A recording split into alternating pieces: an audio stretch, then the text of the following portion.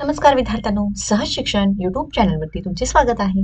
आज आपण इयत्ता 7वी विषय आहे बालभारती मराठी, जो आपल्या सर्वांचा आवडीचा विषय आहे आणि त्यामधील 15वी कविता आहे असे जगावे. तर या कवितेच्या खाली जे प्रश्न विचारलेले आहेत त्याची उत्तरे कशा पद्धतीने द्यायची आपण हे आजच्या व्हिडिओमधून बघणार आहोत. म्हणजेच आपण या कवितेचा संपूर्ण स्वाध्याय बघणार आहोत.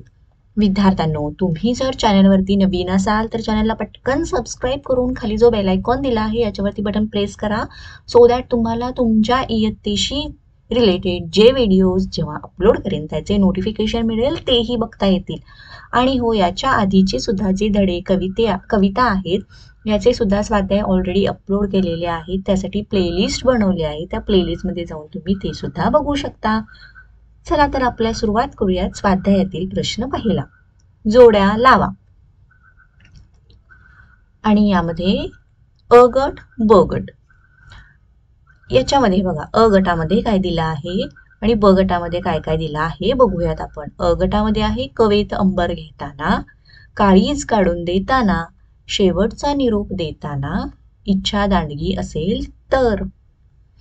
तर यासाठी ब गटामध्ये काय काय दिलं आहे. जगाला गहिवर यावा, अनेक मार्ग मिळतात, ओठांवर हसू असावे आणि पाय जमिनीवर असावेत. तर आता याची आपण बघणार आहोत उत्तरे. ठीक आहे, तर पहिला आहे कवेत अंबर घेताना, त्याच्यासाठी असणार ई पाय जमिनीवर असावेत. दुसरा आहे काळीज काढून देताना, त्यासाठी असणार ई ओठांवर हसू असावे. आणि तिसरा आहे शेवटचा निरोप देताना, त्यासाठी येणार अ जगाला गहिवर यावा. आणि चौथा आहे इच्छा दांडगी असेल तर आ अनेक मार्ग मिळतात. तर अशा पद्धतीने आपण या जोड्या जुळवल्या आहेत.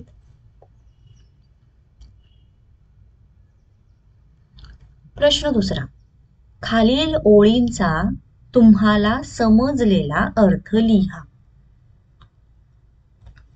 इथे बघा काय दिलं आहे. करून जावे असेही काही, दुनियेतून या जाताना, गहिवर यावा जगास साऱ्या, निरूप शेवट देताना. ठीक आहे, तर याचा अर्थ काय येतो आपण बघूयात. करून जावे असेही काही म्हणजे या जगाचा शेवटचा निरोप घेताना, म्हणजेच दुनियेतून निघून जाताना, त्यालाच आपण मृत्यू येताना असे काहीतरी भव्य दिव्य कर्तृत्व करून जावे, काहीतरी चांगली गोष्ट करून जावे की सारे जग तुमच्या जाण्याने हळहळले पाहिजे. म्हणजेच गहिवर यावा जगाच साऱ्या, म्हणजे या सगळ्या जगातील लोकांना त्याची कळकळ हळहळले पाहिजेत ते लोक. निरोप शेवट देताना तुमची आठवण यावी अशी काहीतरी कामगिरी करून जा. ओके, तर शेवट मृत्यू येताना किंवा या दुनियेतून निघून जाताना तुमचे कर्तृत्व काहीतरी मागे राहिले पाहिजे असे काम करा, असे या ओळीमधून सांगितलं आहे.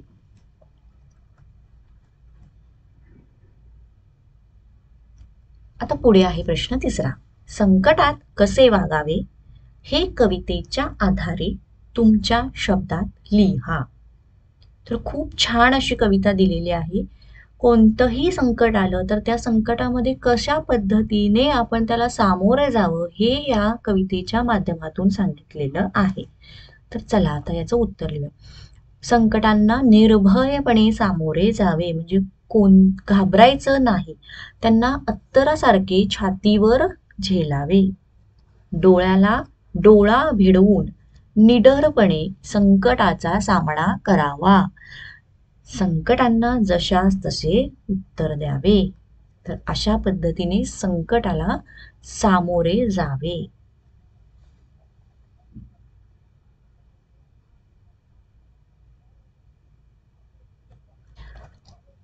विद्यार्थ्यांनो, व्हिडिओ आवडत असेल तर व्हिडिओला पटकन लाईक करा. चॅनलला तुम्ही अजूनही जर सबस्क्राईब केलं नसेल तर चॅनललाही सबस्क्राईब करून घ्या. प्रश्न चौथा.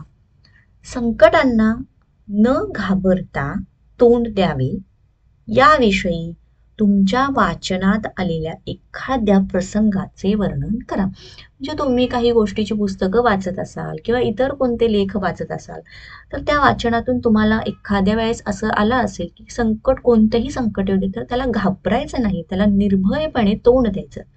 तर असा कोणता प्रसंग तुमच्या वाचनात आला आहे का, तर याचं वर्णन करण्यास सांगितलं आहे. तर तुम्हाला तुमच्या वाचनात असा काही एखादा प्रसंग आला असेल तर तो सुद्धा या उत्तरामध्ये तुम्ही बिनधास्त लिहू शकता. पण फॉर युअर रेफरन्स मी इथे हे तुम्हाला उत्तर दिलेलं आहे. ठीक आहे, चला तर मी कसं उत्तर दिलं आहे बघा. सुप्रसिद्ध कथा कादंबरीकार वि.स. खांडेकर यांची हरिणी व पारधी ही एक रूपक कथा आहे. तर कोणाची कथा आहे, काय आहे, हे सगळं या सुरुवातच्या 2 ओळीमध्ये मी सांगितलं. तर काय कथा बघा. हरिणी जीवाच्या आकांताने धावत होती.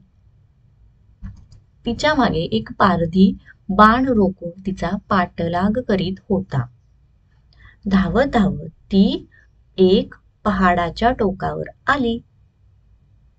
पुढे दरी होती आणि मागे पारधी. पुढे जावे तर दरीत कोसळून मरण येणार आणि थांबावे तर पारधी बाण रोखून उभा होता. हरिणी क्षणभर विचार करून थांबली आणि पारध्यासमोर डोळे रोखून उभी राहिली. तिचे हे धैर्य पाहून पारध्याच्या हातातील बाण गळून पडला. म्हणजेच थोडक्यात तिच्यावरती जे संकट आलं होतं, पारधी तिला बाण मारणार होता, पण ती हारली नाही, घाबरली नाही. अगदी खंबीरपणे त्या पारध्याच्या डोळ्यात डोळे रोखून ती उभी राहिली आणि तिचे ते धाडस पाहून पारध्याच्या हातातील बाण गळून पडला. ओके, तर अशी ही छोटीशी छानशी कथा इथे मी एक्सप्लेन केली आहे.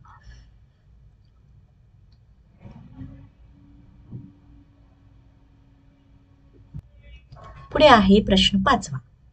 कवीने या कवितेतून दिलेला संदेश तुमच्या शब्दात लिहा. उत्तर. निर्भयपणे संकटांचा सामना करत हसतमुख जगावे. दिव्य कामगिरी करताना देखील वास्तवाचे भान ठेवावे. परोपकार करताना ओठी हास्य ठेवावे, म्हणजे हसत राहावे.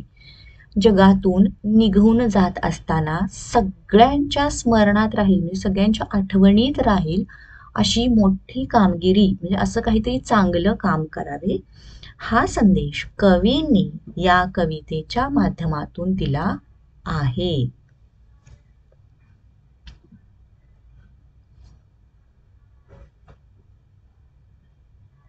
आता पुढचा भाग आहे, खेळूया शब्दांशी. याच्यामध्ये बघा, खालील वाक्यप्रचार व अर्थ यांच्या जोड्या लावा. तर अ गट आणि ब गट असे 2 गट दिलेले आहेत. तर चला आपण याचे उत्तरच बघूयात. अ गटामध्ये आहे नजर रोखणे आणि यासाठी त्याचा अर्थ काय असणार, निर्भयपणे पाहणे. पाय जमिनीवर असणे म्हणजेच त्याचा अर्थ आहे वास्तवाचे भान ठेवणे.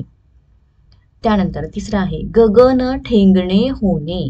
याचा अर्थ काय येतो विद्यार्थ्यांनो, तर त्यामध्ये ई खूप आनंद होणे. त्यानंतर कवेत अंबर घेणे म्हणजेच अशक्य गोष्ट शक्य करणे. आणि 5वा आहे काळीज काढून देणे म्हणजेच प्रिय गोष्ट दुसऱ्याला देणे. ठीक आहे, तर अशा पद्धतीने आपण या जोड्या लावलेल्या आहेत. तुम्ही ह्या व्यवस्थित लिहून घ्यायच्या आहेत. आता पुढचा आहे आ प्रश्न. कवितेतील यमक जुळणारे शब्द लिहा. तर त्यासाठी तुमच्या रेफरन्सला मी इथे ही कविताच घेतलेली आहे. बघा इथं आता आपल्याला यमक जुळणारे शब्द विचारले आहेत, तर आपल्याला यमक जुळणारे शब्द इथं दिसतात बघा. शेवटच्या उत्तर, त्यानंतर उत्तर, तसेच 70 आहे. इथे खाली 72 उत्तर आहे.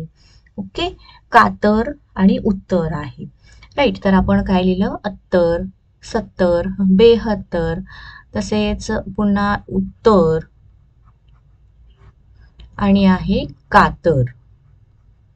ठीक आहे, तर पुढचं यमक जुळणारे शब्द बघा. इथे बघा ताऱ्यांची आणि स्वप्नांची, तर ते सुद्धा लिहिलं, ताऱ्यांची स्वप्नांची.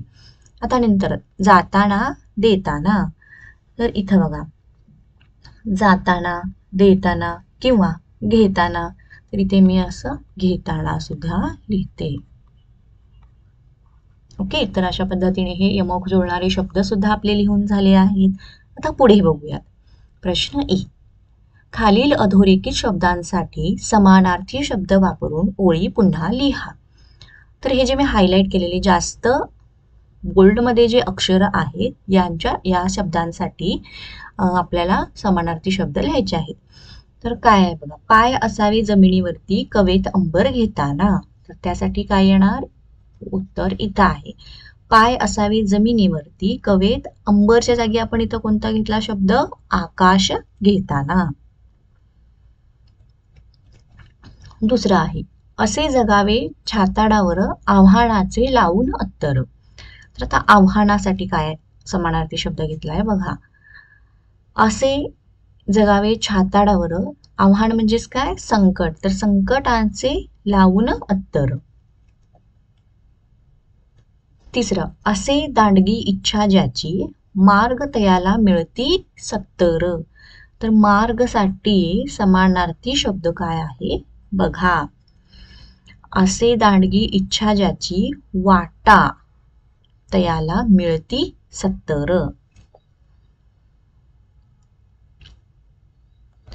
त्यानंतर चौथं, नजर रोखणी नजरेमध्ये आयुष्याला द्यावे उत्तर. आयुष्यासाठी समानार्थी शब्द बघा, नजर रोखणी नजरेमध्ये आयुष्यासाठी समानार्थी शब्द वापरला, जीवनाला द्यावे उत्तर. आणि 5वा, स्वर कठोर त्या काळाचाही क्षणभर व्हावा कातर कातर. कातर कातर म्हणजेच त्याला समानार्थी शब्द घेतला आपण, स्वर कठोर त्या काळाचाही क्षणभर व्हावा कापरा कापरा, म्हणजे भयभीत व्हावा. ओके, तर बघा अशा पद्धतीने आपण या प्रश्नाचं उत्तर सुद्धा पूर्ण केलं आहे. जे जे शब्द होते त्या शब्दांसाठी समानार्थी शब्द वापरून आपण त्या ओळी पुन्हा लिहिलेल्या आहेत. तर विद्यार्थ्यांनो, इथे आपला हा स्वाध्याय संपला आहे. तुम्हाला व्हिडिओ आवडला असेल, व्हिडिओला लाईक करा, चॅनलला सबस्क्राईब करा, व्हिडिओ कसा वाटला हेही कळवा. थँक्यू.